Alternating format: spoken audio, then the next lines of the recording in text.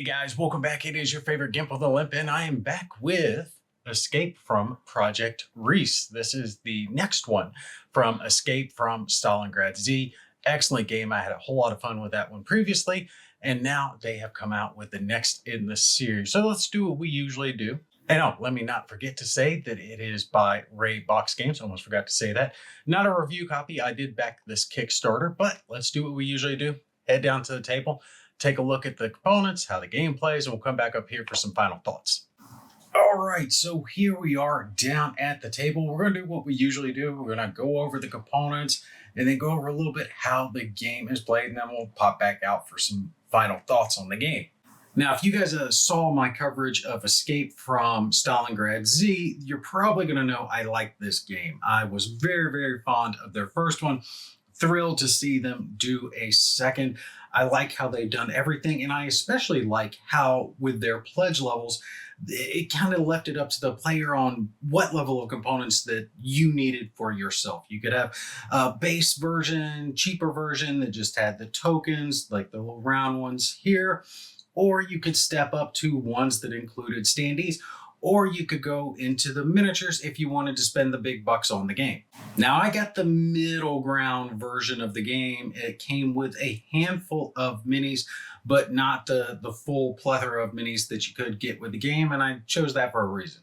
So to start with, I'll show you some of the minis mine did come with. This is just a handful, and they're all generic looking minis. Don't have to be put together. They're already assembled, but this is, I hate to say it, it's a cheaper plastic.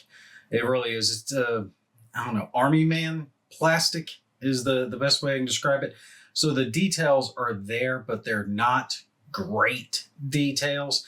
And some of the stuff is fairly bent in the shipping, like these guns here. I think that they're going to break. They are detailed enough to paint, though. I was worried on whether or not a primer would stick. So I went ahead and tried one. I put primer on it just to see, and the primer actually stuck pretty well. I was pleased. Some of these cheaper plastics, they do bad when you try to stick primer on them. I know it's hard to see, but yeah, it's base coat in black, then you dry brush it, you know, the usual style to get the colors to pop. But I think these will be able to be painted up well enough. I would suggest, though, if you don't want to get the minis here, and like I said, these are just a small selection, but I just don't like the material they're made out of. I understand it. It's a more cost-effective material, but I would go with something like 148 Tactic. It's a miniatures game, World War II era-esque. It's got Germans and Americans, Canadians, and all that stuff. Their minis are actually quite good. I found those would work pretty well, or something like Bolt Action. Those minis would work with this game as well, and I think they're a little bit better component quality than you're going to get with their version of minis, so they would look a little better if you wanted to go all out. When it comes to the zombies, you can pretty much use any zombies you want. I'm sure there are Nazi zombies out there that you can find to order for the game. It's up to you. Just understand that if you do get their version of minis, they're not the best quality, and that's pretty much my only ding when it comes to the components. Everything else is positive when it comes to this game, but their miniatures are mid at best. However, the great part about this game is you really don't need the minis. I never use the minis with this game, and I have a freaking blast with it. Honestly, I just use the base components when I am filming it, because I find it works better for showing it off with the little round tokens. But the standees that come with the game are excellent, and you get a full selection. So this is your mid tier. This is the one that has the standees. It has the little bases that you can plug them into. Works perfectly well. So this is excellent. This is perfect for me. Right there's your minis. Everything you need. Bam. And you're good to go. That gives you directions and everything that you need. However, these are directional as well. The blue circle indicates what direction they're supposed to point in. So it's really up to you on what level of components you want to invest into. But honestly, this game plays so well. You can get the cheapest package of it and still have a blast with the game, just playing with the tokens. The minis don't really add anything unless you just want the minis, just for the minis. I get it. I love minis too. Everyone loves minis. They're just not needed here because the game is so good on its own. So, all right, what about the rest of the components? Well, you're going to have a selection of different tokens just depending on, again, which version you get. Mid-tier, you do get the standees, but the rest of them are all going to have pretty much the same components with the exception of a few things. So you're going to have a selection of admin tokens, things like these little locking tokens to indicate when zombies lock you up. Your cover tokens to indicate what your modifier is going to be. If you're doing something, they call it cover. It's basically op fire in this game. All of your tokens for your characters you're going to have, and then their special abilities. I have found that the player boards have been vastly improved into this second version of the game. I much prefer these compared to the previous one. You're going to have 4 of these player boards, but they have the ability to be customized. As you see, these pieces, along with that center portrait, are removable. And that's because each player is going to have their personal objectives and then their own special abilities. And that's what this is down here. So as you level up through the course of your game, you're going to start filling in some of these. I'll show this in a separate video when we do our example of play, but just think of this as like extra modifiers and bonuses, right? Each time you kill zombies, you're going to boom, boom, boom, tick this up. You're going to gain experience points, and as you gain those experience points, that can translate to different abilities down here at the bottom, which are labeled in our extended rulebook. So when it comes to the rule book, there's actually 2 versions of it. They've got what they call their basic training, and this is basically your rule book. This is what's going to teach you how to play the game, and it's going to walk you through those first few learning scenarios to figure out how to play the game. And I was curious about that. I was like, what is this? This is the field manual. Here, this is supposed to be my rule book. This isn't. This has everything else in it laid out. The first few pages of this is all alphabetical. So if you want to look up, say, attacks, that's going to be in the A section, or doors are going to be in the D section. Let me find it. Where's my page? All right, so here we go. B. Difficulty level, yeah, here we go. D. Darkness, dashboard, damage, determining range, dice. All of this first little bit is alphabetized. Great. So if you're looking something up, it's right here in your field manual. This isn't your rule book. This is what lays out all of the specific rules as you start expanding into the game, because you're not going to need some of this stuff there at the start. Now, a few of these pieces I'm not going to show you because it will spoil parts of the game, but we do have an appendix that shows all of our weapons, all of our different types of enemies, and then we get into our different types of terrain and modifiers, and then all our characters. This is where you're going to learn what their special abilities are. Like I have Sergeant Kelly. Here's all of his special abilities. That's this stuff down here at the bottom of your player board.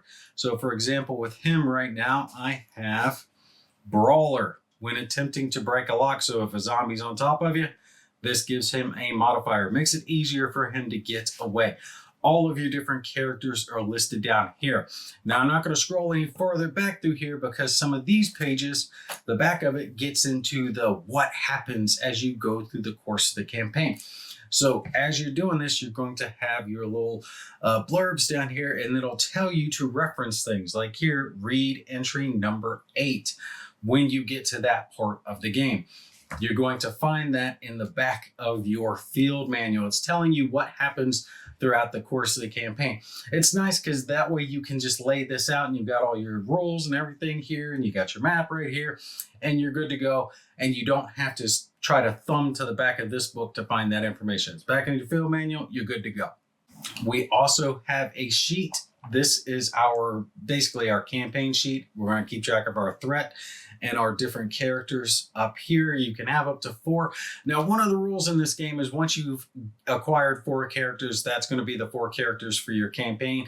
Any other characters you come across might stick around for that mission, but then they're going to tweedle off on their own.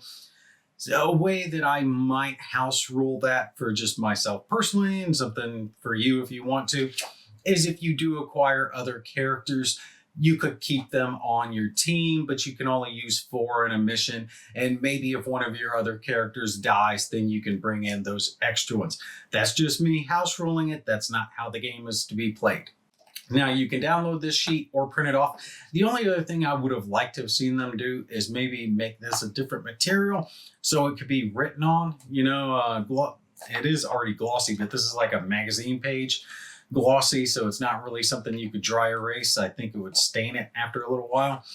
So if they had laminated this or done whatever material that you can use with dry erase, I think that would work better. That way you would just have a permanently reusable sheet that you could write on over the course of your campaign, and then just write it out over the course when you're done with your campaign. I would have liked to have seen them do that. That would just been, you know, a little bonus. It's not the end of the world. You can scan it or you can download it, print it off and make your own. It's not that big of a deal, but it would have been nice. Now, one more ding when it comes to components. This is our errata. Good God. Almost 2 full pages here of errata. Yes, great that they put this in here. Ugh, bad that there's this much of it. Really? This much errata? I mean, if it's some, okay, yeah, you caught it, but you caught it after it was printed, so now you have to include this extra sheet that lays all the stuff out. And I'm almost at a point like, slow down your production just a little bit and find all that errata first, and then go to print, and don't have it to where it's got a buttload of errata that now I've got to have that sheet out with me, checking every scenario, because there are some now. Thankfully, they put this in a good order. So like a rule book, all the different pages, and then back here, our scenario book and all the different pages, which different scenarios and what errata. So they made it very easy to figure out which errata it is and where to find it, how to adjust it. But it's just a lot. It's more than I would prefer to see in a game. The best part of our game is this book. It's same style spiral-bound book, playbook that we had in Escape from Stalingrad Z, and it has all of our maps right here. There's no tiles. Nothing to set up. You just open the book and lay it to the page. Bam, here we go. Now I'm on scenario 5 here. This is the one I'm going to do for my example game later on when I film that. But you will start earlier. Back here at A1 and then B1, B2. Look at this. Here's our map.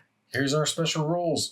Here's what characters you're going to have, what items they can find, what objectives you're going to have, what enemies you're going to run into, all of it right here.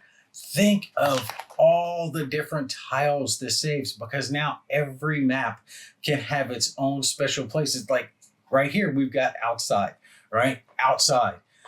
Usually in games like this, if you had outside and inside, you would have front and back tiles that you would lay together to create some type of map.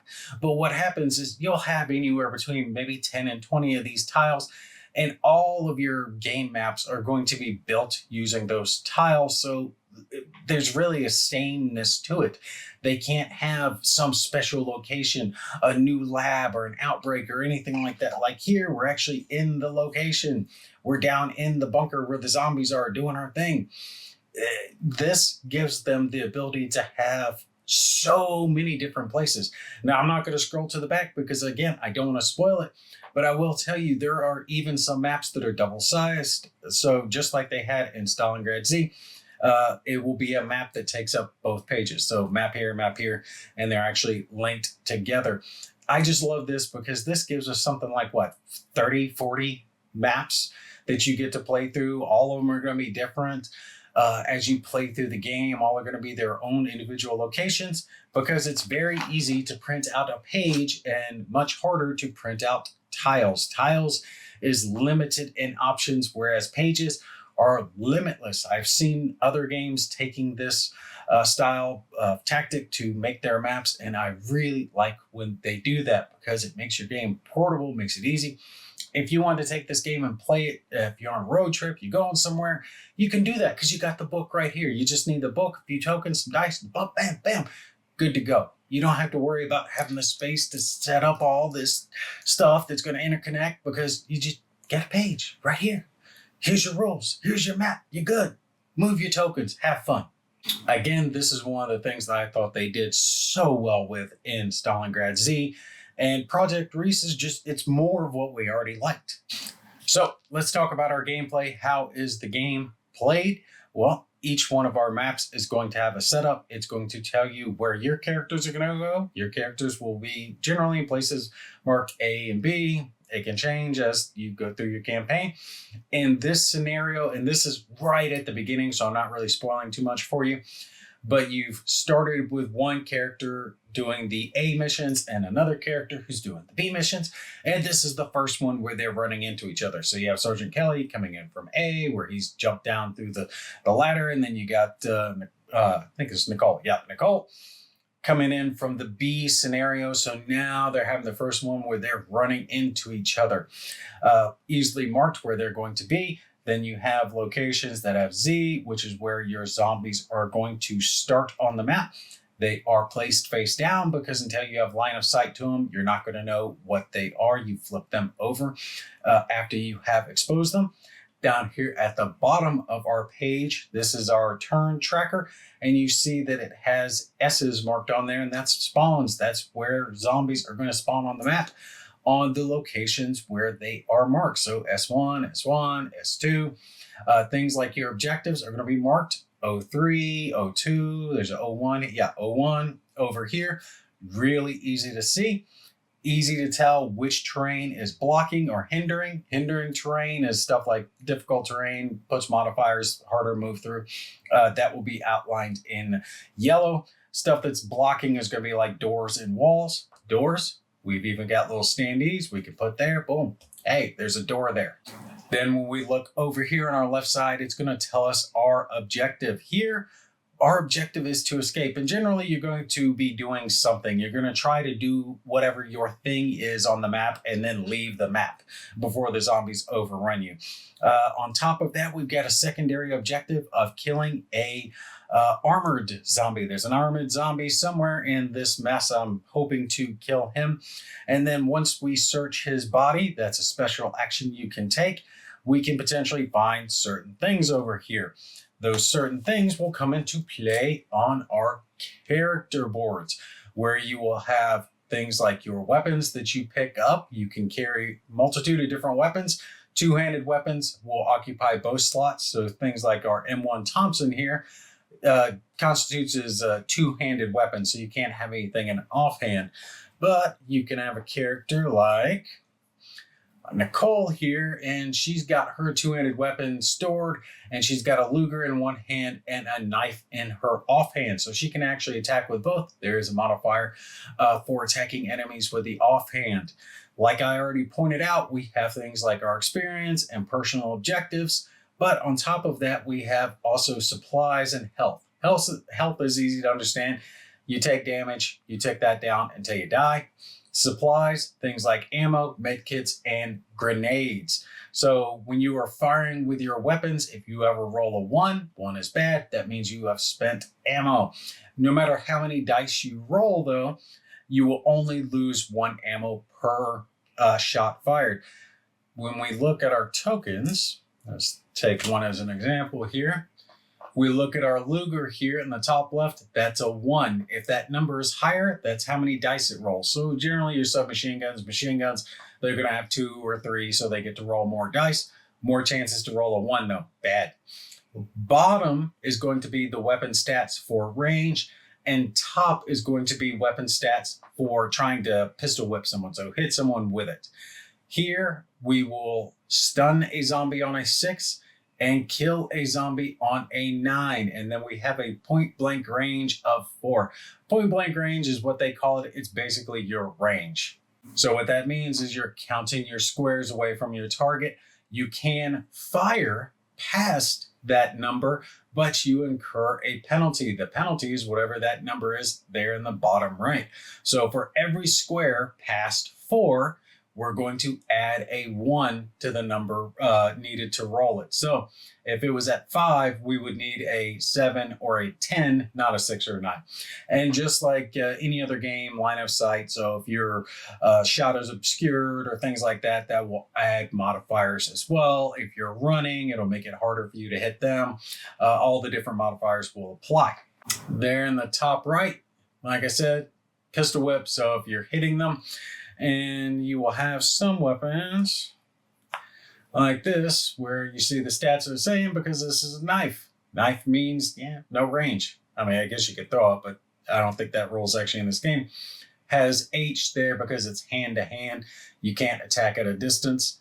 And the little star there where the knife is listed indicates the fact that it's a one-handed weapon. So you see both of these have stars, so they can both be placed on our character board, whereas something like her FG42 cannot. Now, something that I will note here, just so you know, because it took me a while, it was driving me nuts because I was trying to find it, bumping around my sheet here.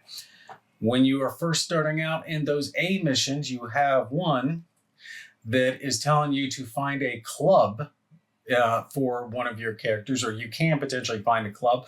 And I looked all through the components. I'm like, there is no damn club. There is no club. It's actually a knife. It's not supposed to be a club. You can potentially find a knife for that character, but that's not in the errata sheet. So there is some errata that they did miss. Now, I'm not going to show you everything, but there is a lot of different weapons and items that you can find.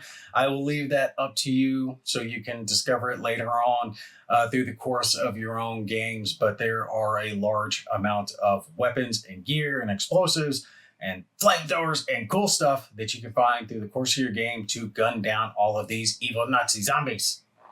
And just to show you the little cardboard envelope here where you keep all of your components actually has a player aid built into it, just like Escape from Stalingrad Z did. Love that they did this. Explains everything that I was explaining to you. Movement table, attack modifiers, all that listed here. And our round segment. So how your turn's going to play out, what actions you can do as a player. Your turn's going to be rolling for initiative. Generally, zombies get a bad negative modifier to their initiative roll because they're zombies, right? You know, they're not that motivated to move quickly. But sometimes you'll have something like an alpha zombie, a leader zombie out there, which removes their negative modifier. So you do have to pay attention to that. Whichever side rolls the highest, zombies get that -4 unless they got the alpha, will have the initiative and they will start the phase. You'll go back and forth. So this one, it's not going to be all of yours. You'll have one of your player turns, then the zombies go, then your other player turn, then the zombies go. It's not going to be both players and then zombie. So what actions can you do? Well, generally speaking, you're going to move and attack, and then occasionally special items, or special actions, which is basically whatever objective you've got in the scenario here. Like we've got to escape here. I think I'm supposed to turn something on this map during the course of this one. But when it comes to movement, generally speaking, it's one movement point per orthogonal square that you move into. You can move diagonally, but it costs 2. So let's say our characters here cost 1 movement point to move there, costs 2 movement points to move there. Most zombies will only move 1 square, although they can move diagonally to get closer to your character.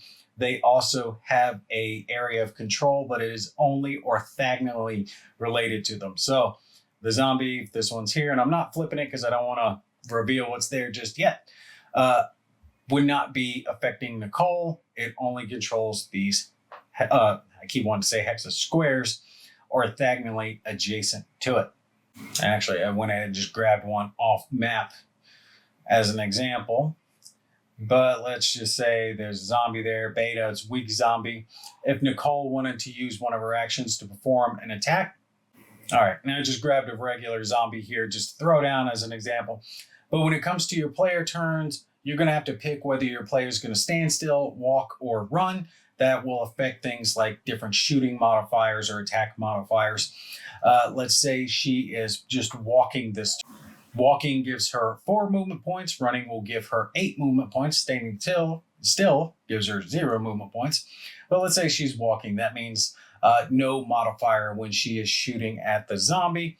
Remember, like I said, when we're looking at our tokens here, we've got our range. This zombie would be considered 3 squares away because it's 1 there, 2, 3, because it's diagonal. So basically you always just count orthogonally over to whatever you're trying to target, and that will tell you how many squares away it is. So 1, 2, 3, or if we're going here, 1, 2, 3, right?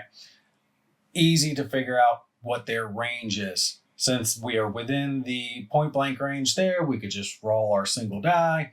We got a 4, that would be nothing. That would be a miss. No good. Not going to cost us ammo though. However, if we roll the 1, that does count as a miss and we lose ammo, but you get something called a scratch token, which you can use later on as a free reroll. So anytime one of our players rolls a 1, you get those scratch tokens. Make sure you remember that because they can come in clutch on those occasions when you really need to get that reroll. If we hit, let's say we got between 6 and 9, so we got a 7. That means the zombie is stunned. So we would put a stun marker next to our zombie. That basically costed its activation the next time the zombies go. So you didn't kill it, but it's not going to be able to do anything to you either. And if we get 9 or better, so for just using the Luger as the example, so you get your kill shot, you will do 1 wound to the zombie. Betas only have 1 wound, so you will kill it off, and you will gain that 1 experience point. Now, let's look at this as an example. Let's say she moved, but she did not fire. She is not attacked. So we've got, actually, in mine, I got dice and tokens. I'll use the tokens since I know everyone has that. You can do something which called cover, which means you haven't attacked during your turn. So you would put down whatever modifier you're going to have. Now, this is actually a little different from your shooting modifiers. If you're standing still, it's a 0. If you walked, it's a 2. And if you ran, it's a 4. And what that means is you basically get an op fire on your turn. If you have a zombie that moves into your line of sight, you can perform an attack against it. But that modifier applies because it's a little harder to hit the zombies on their turn than it is on your turn. And like I said, these little dice represent the same things that these tokens represent. And you have things like lock. So if a zombie is adjacent to you, you are locked with that zombie. You have to pass a check to be able to escape from it. So basically you have to attack it and succeed at your attack, but you don't get to kill it. So that sucks. Zombies can only wound you though if they are locked in combat with you. So if he moves up against you, then they lock you down. Then the next time they attack, they can start causing wounds to you. If you attacked on your turn, you can mark yourself as attacked. Or like I said, you can mark down whatever modifier is going to apply for whatever movement you performed if you did not attack during your turn. So you do have that chance to do that covering fire later on. And it really is pretty much that simple. You're going to try to accomplish whatever objective it is using whatever characters you have. Once you have finished out your scenario, after you get past the beginning scenarios, you can't do it in the first few, but after you get past the beginning ones, you start unlocking secondary missions that you can do that will actually lower your threat tracker, because this is going to go up over the course of the game and start applying some negative modifiers to you. So occasionally you can go out on missions to gain supplies or reduce that threat. You're going to go out there and try to take out some zombies just as a standalone mission. It's not technically part of the campaign. It's just this separate standalone missions that you can do to reduce that threat tracker. I really like that they included that. And like I said, once you have accomplished whatever objective, if you do accomplish it and don't die, you will sometimes have choices that will lead you down to different scenarios. So like this one, depending on the choices we make, we might go to scenario 6, or we might go to scenario 7, Or like I said, we could do a secondary scenario in between that and then go to scenario 6 or 7, just depending on what choices you make. So even after you've played through this game, one full campaign, there's still going to be a lot of missions in here that you actually haven't seen yet. So it is going to be worthwhile to play through it again, not only to try different characters, but to see some of those missions from the choices that you did not make. There are choices that you can make to affect the difficulty of the game. It's basically how many retries you get. Think resetting the mission and starting it from scratch again. You can do it all the way up to hardcore, where there is no retry. Any characters that die, stay dead. So the game can be as hard or as easy as you want to. And again, it's your game, so feel free to house rule certain things if you would like to. Like the one that I was talking about, where if you pick up more than 4 characters through the course of your gameplay, maybe you want to hold on to that 4th character and just have him off to the side. One of your characters dies, you got a replacement there ready to go. Again, that's not the way the game is exactly supposed to be played, but I think that's a house rule that you could include without overly affecting the game. That gives you a general gist of how the game plays, all the components that come with it. Let's go ahead and pop back up top, do some final thoughts about Project Riese. All right, so we are back from the table, and I gotta say, Mark Pacoda and Tom Frank, the 2 guys behind this game, they have done something quite excellent here. I've really loved the first game, and of course I'm going to love the second. I mean, it's just more of what I already liked from the first one. More zombies, more shooting, more weapons, more everything. And I see no reason that they couldn't even be compatible with each other if you want to interchange some of the components. But speaking of components, there's some little bad and mostly good. The bad is the minis just aren't that great. Now, of course, I don't have all the minis. I didn't feel the need to back at the mini level for this game, so I can't comment on all of them. I can only comment on the handful that came with mine, and it came with just 4 interchangeable minis that I don't think they're actually supposed to represent anyone. You're supposed to be able to kind of use them with any of the hero characters. The material that was used to make them was weaker, and it caused some of the parts to bend. One of the minis actually in mine came broken. I had to glue it back together. And whatever type of plastic is being used is a type that doesn't work with plastic cement. So the type of glue that you would use where it's thin and you put it on the plastic and it fuses the plastic together, this doesn't work on these minis. So I had to use, just regular CA super glue to get that back together. It tells me that it's made of some type of material, some type of PVA plastic. I'm not sure exactly which type, but it feels very Army Men-esque, like the plastic that was used. And plastic like that just doesn't do detail very well, and it's not quite as durable. They tend to get bent or broken. I think it was a cost-saving measure on their part, because this game isn't really a big one to have minis in. It's not really designed for that. I think the tokens work so well with this game that minis are only for those who really just die hard into minis. You really just don't need them for this game. That's why it's a small bad. The game just doesn't need the minis. So honestly, I would skip them. If you get this game, don't get up to the level that has all the minis. And if you really want minis, there are better minis out there, World War II-esque minis that you could use. Like 148 Tactic, always loved their minis. Same scale, work fine. And good God, how many zombie minis are out there? You can find zombies anywhere. So that wouldn't be a problem if you wanted to get some type of mini to use for this game that isn't their direct ones. It's the only thing that I ding this game on when it comes to components. Everything else is excellent, just like they did it in the previous one.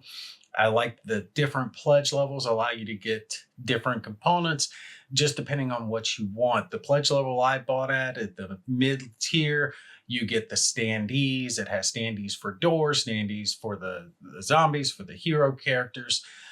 So that way it's a little easier if you want to do like that directional stuff. Now in my game, I always just ignore that rule. I don't like it. doesn't work well for me.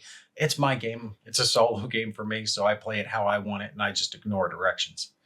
But the standees are great. I love those. But the tokens that represent the enemy characters anyway, the little round ones that represent yours and the zombies, they work so well. And this game plays so well, just flat there on the table, that honestly, I use those components. And if I backed it again, I probably wouldn't even have got the standees.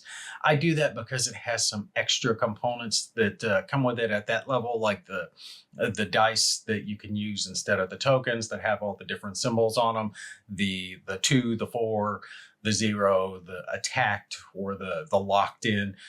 Those dice represent those tokens, but you have the tokens anyway. So it's an added bonus, but not a needed bonus. That's just a nice thing to have. Big thing when it comes to components on this one, I am going to give them props for, is I like the way they did the rule book on this one. They have the standard quick start rule book that gives you this is how the game is played. But then afterwards, you've got your field manual that's broken into the alphabetized beginning part, where you can look up anything that you're curious about, spawning zombies, or making attacks, or doors, or barricades, whatever it is. And it's all alphabetized there at the beginning. And then it has the appendices with all the different characters, the zombies, the different terrain effects, all the weapons.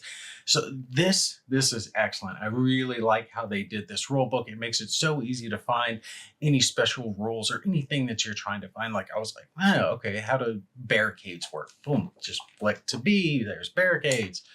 And it tells you to actually look back in the terrain section. But regardless, it's very easy to find the information that you are looking for in this field manual. Excellent job here.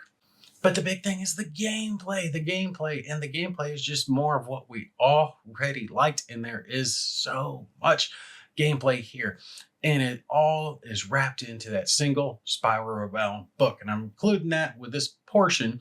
It's part of the components, but same thing they did last time with that spiral bound book, where the whole game is in there. So you flick through the pages as you go through your campaign. You can lay it out nice and perfectly flat. Most maps are going to be a single page with all of the scenario rules laid out for you there on the left. But there are a few bigger ones. There are a few, like it's a warehouse or big field, whatever it is. And it's going to take up both pages. Now, of course, they'll have the rules, the special rules for that scenario on the back of it, but it makes it so easy to play. And the gameplay from this isn't new and improved and excellent, the sham wow or anything. It's just more solid gameplay, just like we liked in Escape from Stalingrad Z, right here with it. You're not, breaking any barriers, no glass ceilings here, just good, solid zombie shooting gameplay, which is what I wanted. The turns flow nice and quickly. It's easy to figure out who has initiative. The zombies have that little negative going for them, unless there's an alpha zombie on the board. If there is, then they don't have the negative to their initiative, which can bite you in the butt. So it gives you an incentive to take out that alpha zombie. The rules are easy to understand when it comes to things like performing attacks, spotting, moving. It's really easy to count. Basically, any distance is how many squares orthogonally, counting towards whatever you're trying to measure. Yes, you can move diagonally, but it counts as 2 because, 1, 2, orthogonally. Very easy to understand that way. The rules for line of sight, things like fire or zombies that explode, which of course we love exploding zombies. And they have that nice player aid that's the piece that holds all of the different components, right? Like the books and some of the sheets, it holds all that. But when you open it up, it's a player aid that has all your different modifiers, the turn sequence and all that. Very easy to understand. Certain things like running will make it harder for you to shoot because you're running. Standing still might make it easier for you to shoot, but it's going to be easier for the zombies to get you. And one of the best things about it is the fact that it has a branching narrative. One of the things I always look for is replay value, and this is absolutely going to have replay value, because while at the beginning that's going to play the same.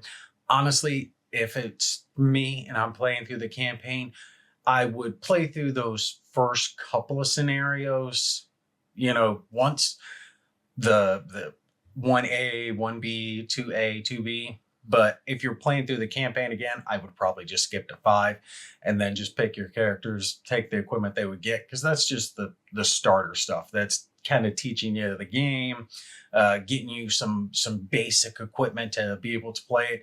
And then 5 is where the campaign really kicks off. But after that, that's where it starts to branch out and you get choices. Are you going to go up? Are you going down, left or right? Whichever way. But that's going to determine what scenario you're going to go to next. So even if I played through the campaign, you play through the campaign, we're going to see different things because we're going to make different choices. So that gives you a good ability to replay the game, because the next time you play through the campaign, you can make different choices, which is going to lead you down a different path and have more scenarios that you didn't see the first time.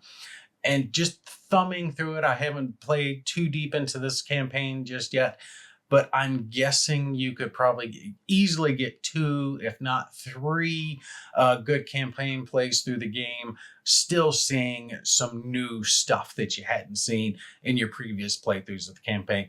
And with the amount of missions that you get to play here, that is more than enough replay value to make this one absolutely worth it, especially at its price point. And don't forget, you even have side missions that you can go on, missions that aren't necessarily part of the campaign, but it's I'm gonna go get some supplies, I'm gonna get me some ammo, or I'm gonna take out some zombies to reduce the threat level so I'm not facing as many penalties and modifiers against me, right? So those are just bonus scenarios that you can play through as well.